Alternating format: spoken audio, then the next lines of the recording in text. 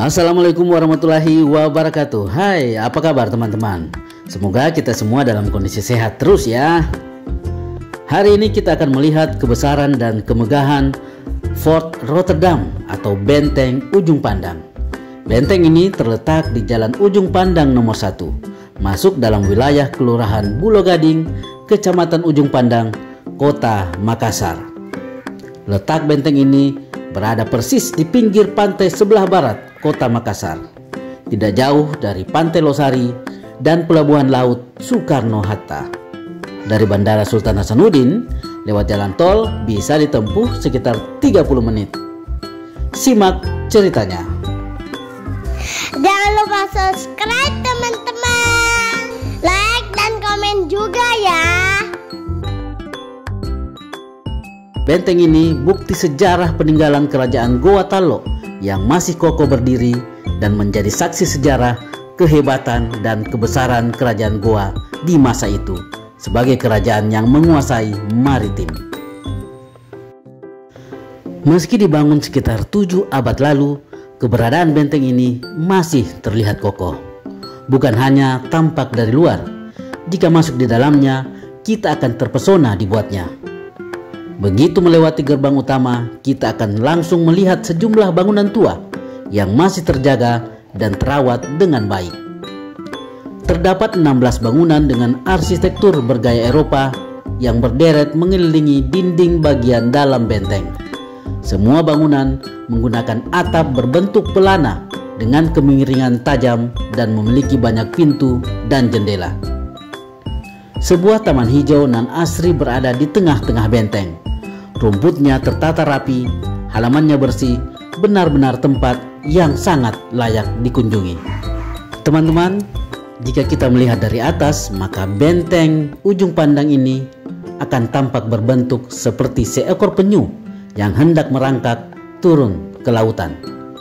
Dari segi bentuknya sangat jelas apa filosofi kerajaan Goa saat itu, bahwa penyu adalah hewan yang dapat hidup di darat maupun di laut.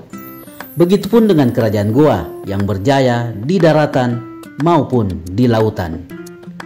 Masyarakat Makassar menyebut benteng ini dengan sebutan Benteng Panyua atau Benteng Penyu yang merupakan markas pasukan katak kerajaan Goa. Oh iya teman-teman, benteng ini dibangun pada tahun 1545 oleh Raja Goa ke-9 bernama Iman Rigau Daeng Bonto Karaeng Lakiung. Arsitekturnya mengadopsi gaya Portugis, berbentuk segi empat dan berbahan dasar campuran batu dan bata. Awalnya benteng ini berbahan dasar tanah liat teman-teman. Namun pada masa pemerintahan Raja Goa ke-14 Imangan Rangi Daeng Manrabia atau Sultan Alauddin, konstruksi benteng diganti menjadi batu padas yang bersumber dari pegunungan Kars yang ada di daerah Kabupaten Maros dengan perekat kapur dan pasir. Keberadaan Benteng Ujung Pandang atau Fort Rotterdam tidak bisa dilepaskan dari kehadiran Kongsi Dagang Belanda atau VOC di Sulawesi. Mereka semula datang untuk berdagang di Pelabuhan Ujung Pandang milik Kerajaan Goa yang sangat ramai. Saat itu kerajaan Goa tumbuh sebagai kekuatan politik dan militer yang sangat kuat dan ditakuti. Untuk melindungi pusat pertahanan di Somba Opu, Goa membangun 17 benteng, namun yang paling megah adalah Benteng Ujung Pandang. Namun, VOC yang dipimpin Gubernur Jenderal Admiral C.G. Spilman menyerang dan berhasil memaksa Goa menandatangani perjanjian Bungaya pada 18 November 1667. Semua benteng dirobohkan kecuali Benteng Ujung Pandang. Bagian benteng yang hancur kembali dibangun oleh Spilman dengan gaya arsitektur Belanda. Nama benteng pun diubah menjadi Fort Rotterdam sesuai tempat kelahiran C.G. Spilman.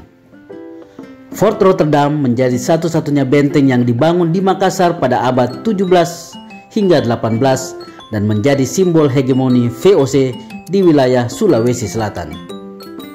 Benteng Fort Rotterdam yang ditetapkan sebagai benda cagar budaya tahun 2010 menjadi objek wisata yang menarik untuk dikunjungi.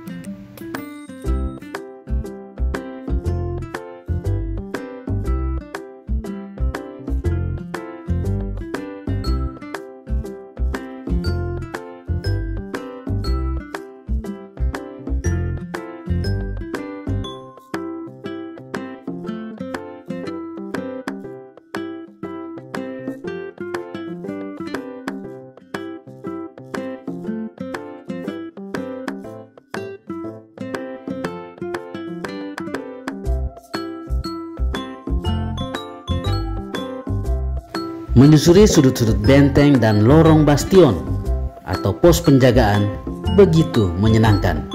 Di benteng ini kita bisa melihat bentuk ruang tahanan Pangeran Diponegoro hingga akhirnya meninggal dunia. Namun sayang, saat mengunjungi benteng ini, ruang tahanan Diponegoro masih tertutup. Teman-teman, tidak perlu membayangkan suasana seram dan angker saat berkunjung ke benteng tua ini, sebab tempat bersejarah ini selalu ramai oleh wisatawan, baik dalam dan luar negeri, ataupun anak sekolah dan sejumlah komunitas yang seringkali menjadikan kawasan benteng ini sebagai ruang belajar ataupun beraktivitas kesenian.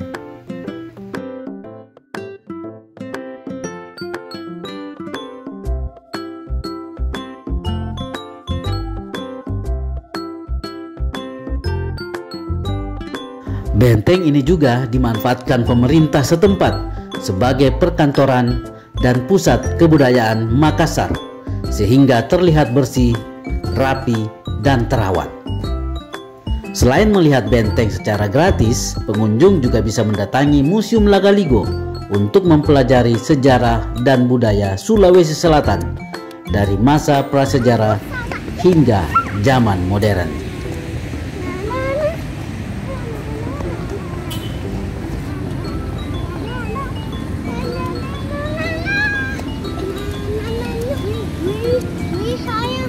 Ayah, enggak lihat itu.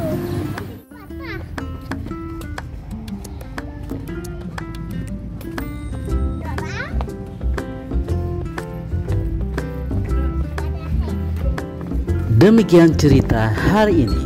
Nantikan cerita selanjutnya. Jangan lupa subscribe teman-teman. Like dan komen juga ya.